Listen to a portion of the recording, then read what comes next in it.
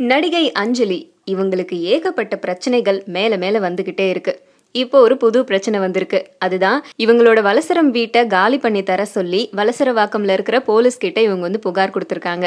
எதனால இந்த புகார் அப்படின்னா, இந்த வீட்டுல இவங்களுடைய சித்தி இருக்காங்களாம். அது மட்டும் இல்லாம இந்த வீட்டை விட்டு வெளியேறவே மாட்றாங்களாம். அதனால அந்த வீட்டுக்குள்ளார என்னால போக முடியல.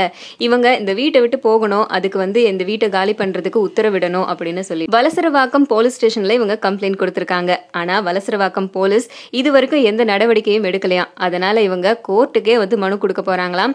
இந்த மாதிரி இந்த வீட்டை காலி பண்ணி தர சொல்லி இந்த போலீஸ்க்கெல்லாம் வந்து உத்தரவிடணும் அப்படின்னு சொல்லிட்டு. ஆனா இதுக்கு முன்னாடியே இயக்குனர் களஞ்சியம் அஞ்சலி மேல அவதூறு வழக்கு போட்டாரு. இவங்க தன்னுடைய படத்துல நடிச்சு பாதியிலேயே நடிக்காம போயிட்டாங்க, இது எனக்கு லாஸ் ஆயிடுச்சு, அது மட்டும் இல்லாம என் பேரை கெடுத்துட்டாங்க, இதனால எனக்கு வந்து ரொம்ப மன உளைச்சல் ஆயிடுச்சு, இவங்களை கோர்ட்டுக்கு கூப்பிடுங்க அப்படின்னு சொல்லிட்டு நிறைய வழக்குகள் போட்டாரு. அஞ்சலிக்கு நிறைய தடவை வந்து சம்மன் அனுப்பியும் இவங்க கோர்ட்டுக்கு வரவே இல்லை. இதுக்கு பதிலும் தரல. அதனால அஞ்சலிக்கு பிடிவாரண்ட் பிறப்பிக்கப்பட்டுச்சு. இதை தொடர்ந்து அஞ்சலி வேற என்ன பண்ணலாம் அப்படின்னு சொல்லிட்டு அவங்க வக்கீல் கூட எல்லாம் வந்து கலந்து பேசிட்டு இருந்தாங்க.